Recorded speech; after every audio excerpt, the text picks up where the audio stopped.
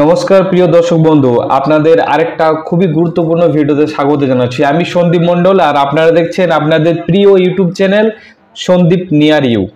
আজ এই ভিডিওতে আপনারা জানবেন যে পিএম কিষাণের টাকা ঠিক কি কি কারণে ঢোকে না, অথবা আপনারা দেখেছেন যে আপনাদের অ্যাপ্লাই যেটা করেছেন পিএম কিষাণের জন্য সেটা ব্লক থেকে ডিস্ট্রিক্ট থেকে অ্যাপ্রুভ হয়ে গেছে, সমস্ত কিছু ওকে আছে।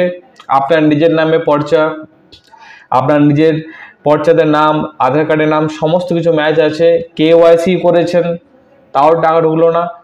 আপনাদের সাথে অন্যজনা করেছে, তাদের টাকা চলে এলো, আপনি টাকা পাচ্ছেন না। আবার এমনও হতে পারে যে আপনি টাকা পাচ্ছিলেন কিন্তু বিগত কিছু মাস ধরে বা বছর ধরে আপনার কিন্তু একটা টাকাও আসেনি, বারবার অফিস গিয়েছেন, ঘুরে এসছেন।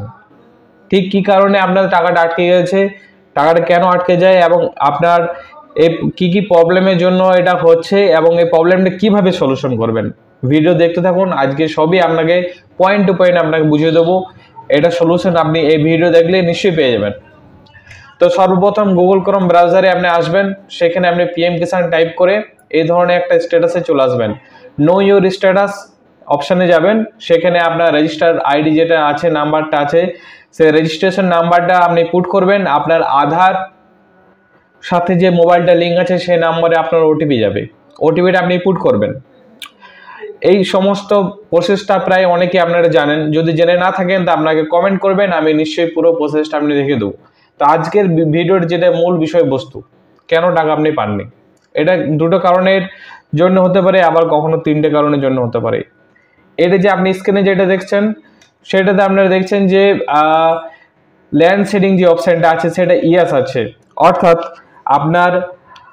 আপনার যে পর্চাটা আছে সে পর্চার সমস্ত ডকুমেন্টস আপনার নেটের সাথে পুরো সম্পূর্ণ ম্যাচ আছে। বিডিও অফিস থেকে ব্লক থেকে এটা ভেরিফাই হয়ে গেছে।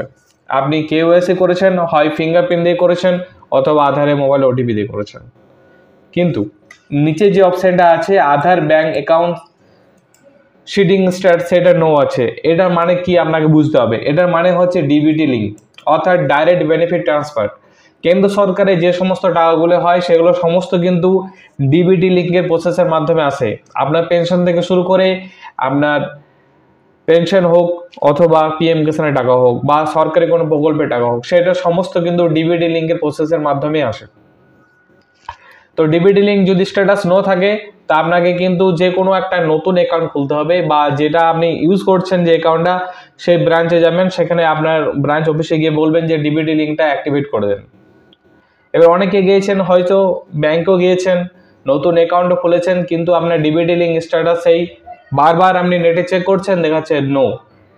একটা নর্মালি 15 দিনের সময় লাগে, অর্থাৎ যদি আপনার স্ট্যাটাস নো থাকে, আপনি ব্যাংকে গিয়ে লিঙ্কটা করালেন ডিবিটি, সেটা নেটে দেখাতে কিন্তু 15 দিনের সময় লাগে। 15 দিন পেরিয়ে গেছে তাও যদি আপনি নো থাকে, সেক্ষেত্রে আপনি কি করবেন, আপনি আধারের ওয়েবসাইট চলে যাবেন, অর্থাৎ myadhar.uidi.gov.in এই ওয়েবসাইটে যাবেন।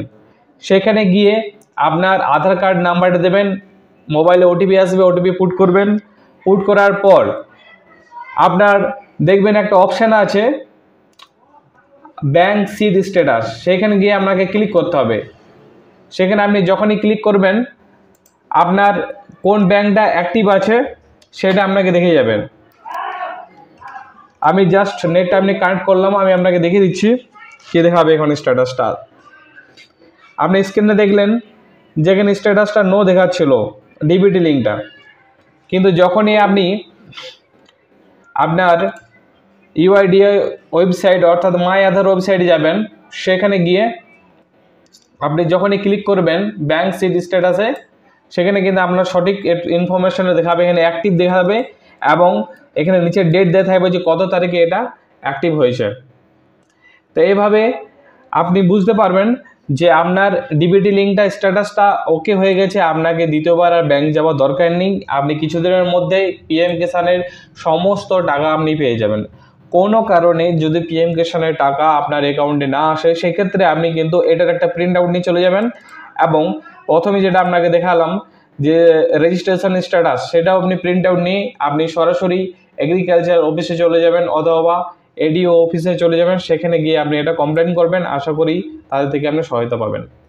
তো আশা করি যে আপনাদের এই ভিডিওটা অনেকেরই কাজে লাগবে, অনেকে এই জিনিসটা জানতে পারবেন। যদি ভিডিওটা ভালো লাগে থাকে এবং এই চ্যানেলটা ভালো লাগে থাকে অবশ্যই তাহলে চ্যানেলটাকে সাবস্ক্রাইব করুন, লাইক করুন, শেয়ার করুন।